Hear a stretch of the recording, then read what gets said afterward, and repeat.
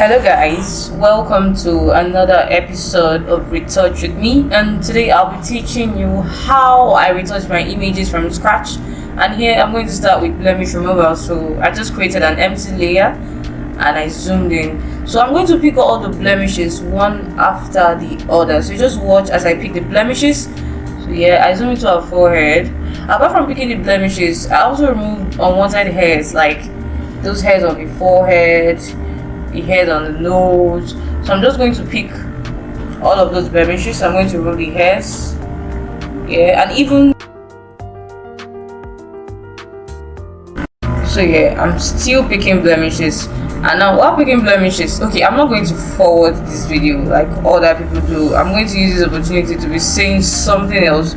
So you just watch me pick the blemishes while I tell you that there's a reason your pictures don't come out the way they're supposed to come out, and that's why it's because you're missing something. And I'm going to tell you that thing in this video, so just stay tuned and watch this video to the end.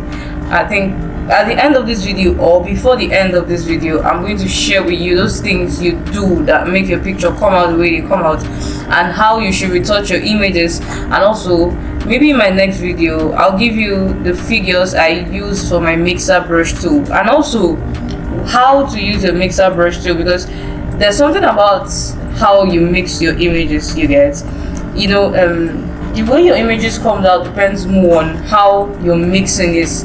So if you apply so much pressure on your brush while mixing, then you are the problem, like you are the one giving yourself problem. So yeah, just stay tuned, watch this video. Okay, so back to the blemishes. I'm still picking blemishes. You can even see that I zoomed into her lips.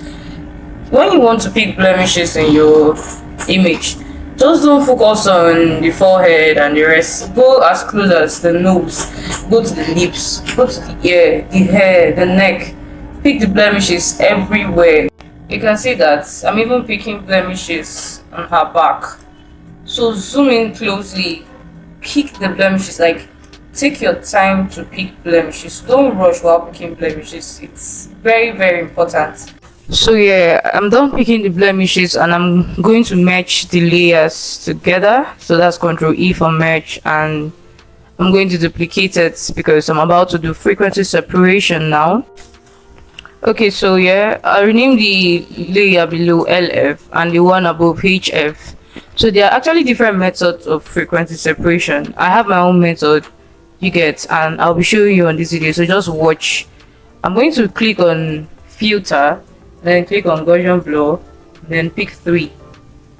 And then for the layer on top, I'm going to click on filter 2, go to others, go to high pass, and still use 3. So yeah, I'm going to change the blending mode to linear lights, and I'm going to zoom in so that you see what my own frequency separation just did.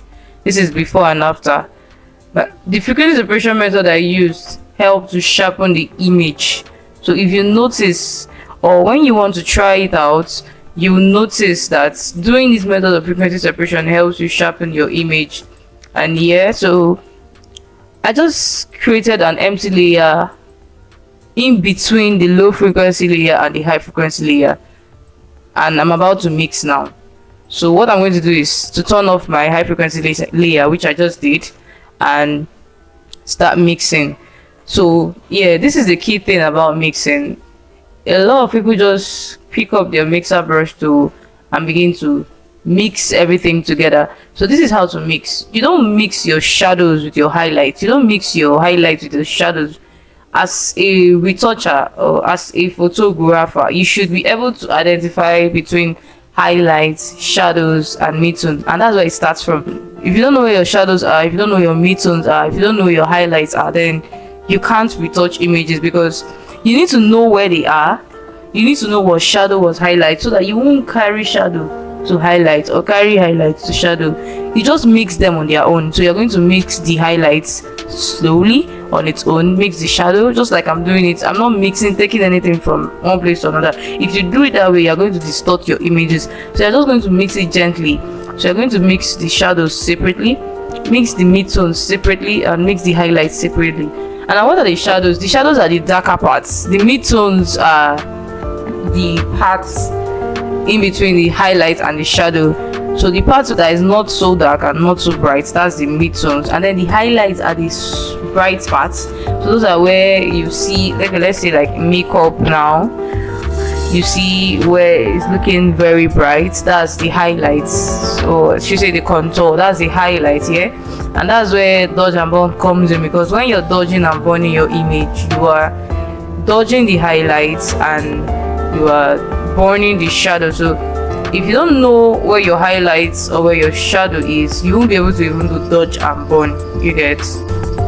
Okay, so I don't want this video to be so long, but when you are doing your own mixing, when you're retouching, when you're mixing your image, please take your time. Always take your time to mix. Don't be in a hurry. Like, that's one part of retouching I feel like we should pay more attention to, because your mixing determines how your image comes out.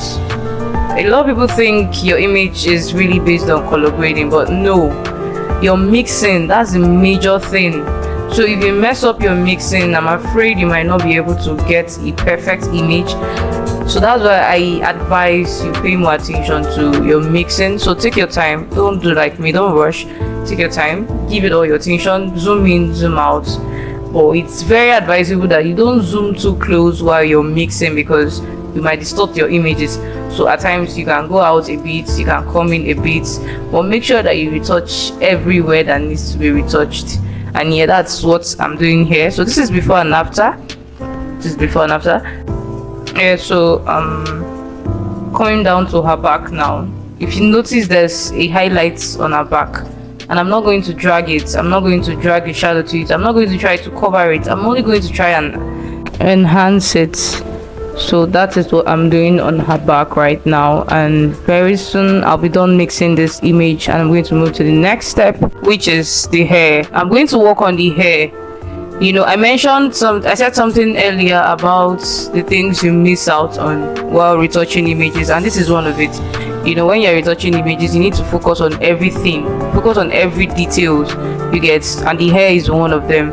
So this is before and after the mixing. You can see the difference you get. I didn't do so much, but the image came out well before and after.